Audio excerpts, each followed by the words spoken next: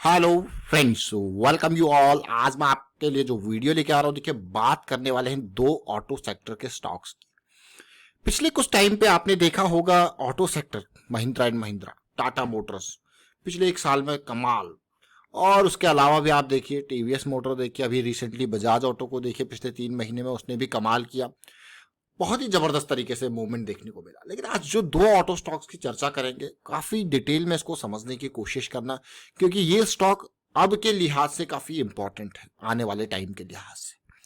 तो चलिए समझते हैं डिटेल में।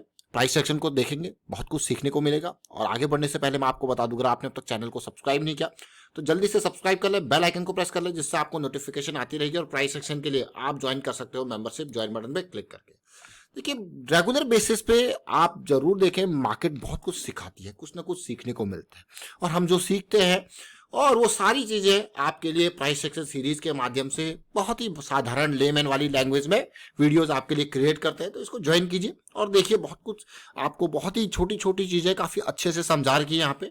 और ये हमारे लिए भी काम आता है और आपके लिए भी ये लर्निंग के लिए काम आएगा। तो प्राइस सेक्शन की सीरीज है, बहुत ही सिंपल साधारण से पहले वीडियो से देखिए। और किस तरीके से क्या क्या चार्ट कंपोनेंट है, प्राइस साइकिल किस तरीके से, multi time frame analysis, trend reversal, correction क्या होता है, ये सारी चीजें आपको काफी डिटेल में चर्चा की गई है। लेकिन आज हम दो स्टॉक्स की बात करने वाले हैं। सबसे पहले जरा देखिए इन दो स्टॉक को। जैसे मैंने आपको कहा, बहुत कुछ आपको सीखने को देखने को मिलेगा। बिल्कुल, ये स्टॉक आप देख सकते हो किस तरीके से 800 के लेवल से गिर के 400 के लेवल तक गया था। बहुत ही बेहतरीन करेक्शन स्टॉक में देखने को मिली। ये स्टॉक का वीकली चार्ट है। स्टॉक का नाम अगर मैं आपको बताऊं तो ये है सोना BLW precision forging limited. Auto sector का स्टॉक, ऑटो सेक्टर के लिए ये कंपोनेंट बनाता है। मार्केट कैपिटलाइजेशन 32,000 करोड़ का है, बड़ा मार्केट कैपिटलाइजेशन। और अगर आप देखो तो उधार कंपनी के ऊपर कुछ भी नहीं है। लेकिन इसके रेवेन्यू को देखो, 600 करोड़, 700 करोड़, 1000, 1500, 2000, 2500 करोड़। प्रॉफिटेबिलिटी को देखो, आप कहोगे यार ये तो बहुत ही बढ़िया। देखिए 2500 करोड़ का रेवेन्यू है तो 400 करोड़ के आसपास का प्रॉफिट है। 2000 करोड़ का रेवेन्यू है तो 362 करोड़ का प्रॉफिट है। सब बढ़िया ग्रो कर रहा है। तो कमी कहां पे आई कि स्टॉक का प्राइस इतना जबरदस्त तरीके से नीचे गिर गया? कमी कहीं नहीं आई। स्टॉक में डिमांड जनरेट होती है। और अब देखिए सीधे जब मार्केट में आया था तो जबरदस्त तरीके से रैली, फिर करेक्शन। अब इस स्टॉक को आप ध्यान देना। अभी मैं आपके सामने आरएसआई को ओपन करूंगा, आप ध्यान देना इसमें। बहुत इंपॉर्टेंट लर्निंग यहाँ पे है। अगर स्टॉक के वीकली चार्ट को आप देखते हो, आरएसआई मैं आपके सामने इसलिए रख रहा हूं क्योंकि देखिए क्लियरली आपको लोअर हाई लोअर लो की सीरीज देखने को मिल रही है। और यहाँ पे जाके देखिए सब कुछ वैसे ही चल रहा था, लेकिन यहाँ पे चीजें बदली। एक हाई बना, फिर देखिए हायर लो बना, हाई बना। और आप देख सकते हो आरएसआई में किस तरीके से एक पॉजिटिविटी आपको देखने को मिल रही है। और पॉजिटिविटी यहां से नहीं बल्कि इन लेवल से आप देख सकते हो क्लियरली। तो चलिए फिर से आते हैं प्राइस में, समझने की कोशिश करते हैं। और ज्यादा आपको देखना हो तो इसी चार्ट को, कैंडल को आप लाइन में कन्वर्ट यहां से कर सकते हो और इसी को देख सकते हो कैसी पॉजिटिविटी है। अगर आप देखोगे आप कहोगे वाह क्या बात है। अगर ये स्टॉक हमें इस लेवल पे देखने को मिल जाता कितना बढ़िया रहता। कौन से लेवल पे? यानी कि जब ये पहला जो है लेवल पार कर रहा था। ये देखिए ये इक्वल लोज आपको जरूर देखने को मिल रहा है, लेकिन इसे को कहते हैं हम डाइवर्जेंस। देखिए जैसे मैंने आपको कहा कि हर स्टॉक का वीडियो जब भी हम यहाँ पे क्रिएट करते हैं तो छोटी छोटी बहुत सारी लर्निंग एक साथ फिट होती है। अब आप इसको कहोगे इक्वल लो बन गया, लेकिन यहाँ पे आरएसआई में क्या बन गया? Divergence and positivity. अब देखिए, अब यहाँ पे ये देखिए हाई टूटा। अब हाई टूटने के बाद जो है ये करेक्शन आया। और आप उम्मीद इस तरीके से और टारगेट इस तरीके से देख रहे हो पार्ट को।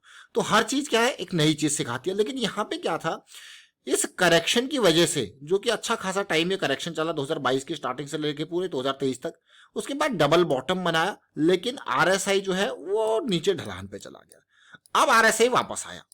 अब देखोगे ये देखिए आरएसआई और एमएसीडी, आरएसआई वापस आया, एमएसीडी वापस आया, दोनों वापस आ गए पॉजिटिविटी वीकली चार्ट पे।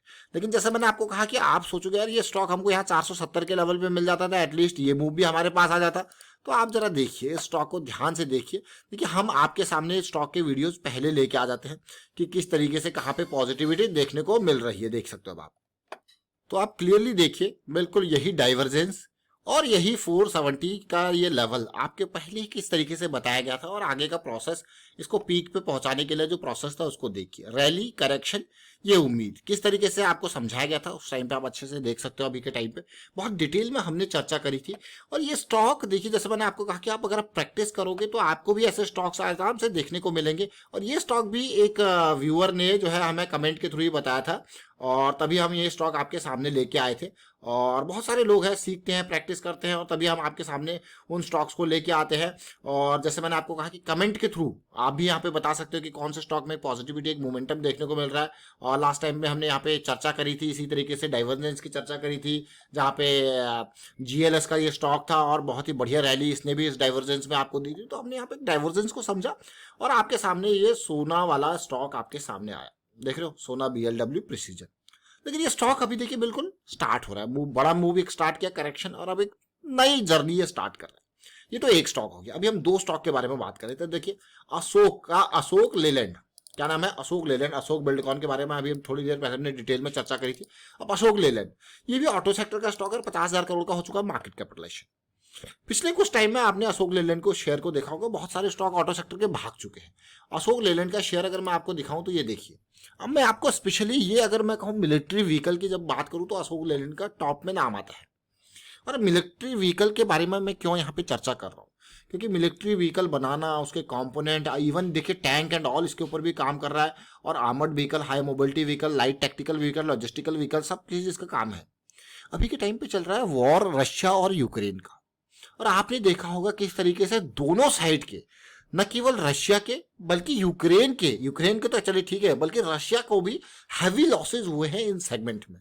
उनके व्हीकल्स किस तरीके से बिल्कुल खत्म होते जा रहे हैं, चाहे वो टैंक्स हो, चाहे वो मिलिट्री व्हीकल्स हो, किस तरीके से लॉजिस्टिक वाले ट्रक्स हो, तो सब दोनों साइड से अच्छा खासा यहाँ पे चीजें खत्म हुई है।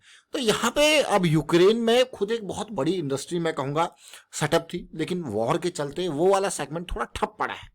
तो वहां पे अब उन चीजों को आपूर्ति कौन करेगा? इंडिया जैसी कंट्री है, चाहे वो रशिया के साथ तो अच्छे रिलेशन है ही है, और आगे भाई बिजनेस में तो कहीं से भी कहीं, अब देखिए अमेरिका को आपने देखा होगा, बिजनेस के लिए वो कहीं से भी किसी भी हाथ मिला सकते हैं।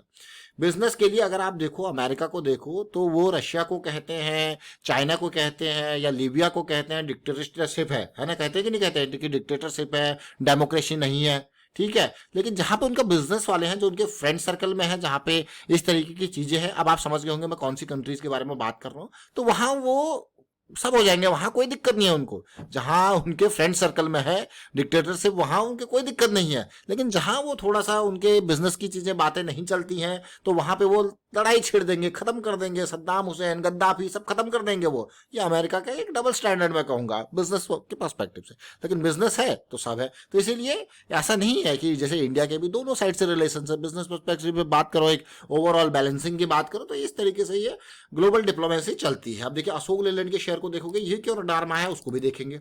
इसका कारण एक तो मैंने आपको वॉर का बताया, दूसरा देखिए इसके प्राइस सेक्शन को देखिए, ये मंथली पे बहुत ही बेहतरीन सिचुएशन में करेक्शन दे रहा है, लेकिन इसको ना थोड़ा टाइम लग रहा है। इसको थोड़ा टाइम नहीं बल्कि मैं कहूँगा बहुत टाइम लग गया। देखिए ऑलमोस्ट 2 साल लग गए इसको, कोई बड़ा मूव इसने दिया नहीं है। 2 साल पहले बड़ा मूव दिया था, जो कि इस कंसोलिडेशन को एक जस्टिफिकेशन देता है। ये देख रहे हो, ये 2 साल पहले का बड़ा मूव है, बड़े वॉल्यूम का।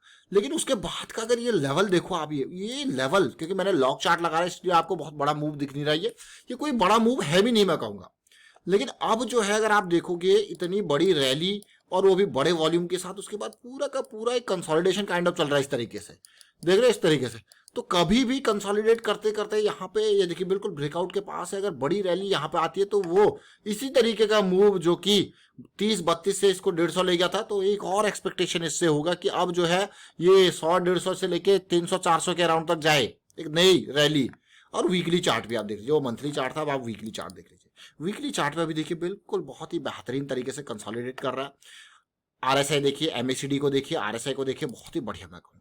लेकिन इसमें भी मैंने लॉक चार्ट आपके सामने रखा हुआ है, तो बहुत बड़ी उम्मीद मुझे यहाँ पे रहेगी, क्योंकि अभी 200 SMA की साइकिल यहाँ पे पॉजिटिविटी है, तो बड़ी उम्मीद रहेगी अशोक लेलैंड से। लेकिन थोड़ा लंबा टाइम फ्रेम यहाँ पे कंसोलिडेशन चल रहा है, तो इसलिए इससे जो दूरी है वो भी बहुत दूरी की उम्मीद रहेगी, कि एटलीस्ट ये नहीं कि एटलीस्ट जो लास्ट मूव था वो 30 से 130 था, तो यहाँ पे मतलब 4 गुना का मूव था। तो यहाँ पे एटलीस्ट अगर मैं यहाँ पे बिल्कुल बॉटम ऑफ द ये इसको 100 का कहूँ तो एटलीस्ट 300 तक का तो टारगेट दे, 300-400 का तो मूव दे, जो ये लेवल दिया था परसेंटेज वाइज। तो चलिए फिलहाल वाइंड अप करता हूँ इस वीडियो को और उम्मीद करता हूँ आपको समझ में जरूर आया होगा। हमने अशोक लेलैंड को चर्चा करी जो कि अपने आसमानों पे है, हमने सोना बीएलडब्ल्यू को चर्चा करी जो कि अपने जमीन पे है। ये देखिए दोनों स्टॉक्स को समझा और आप देखिए यहाँ पे, और रिस्क मैनेजमेंट हमेशा जो है मेन प्रायोरिटी यहाँ पे होता है। और वाइंड अप करता हूँ वीडियो को, आप शेयर कीजिए, लाइक कीजिए, प्राइस एक्शन सीखते रहिए, प्रैक्टिस करते रहिए, and thank you for watching the video.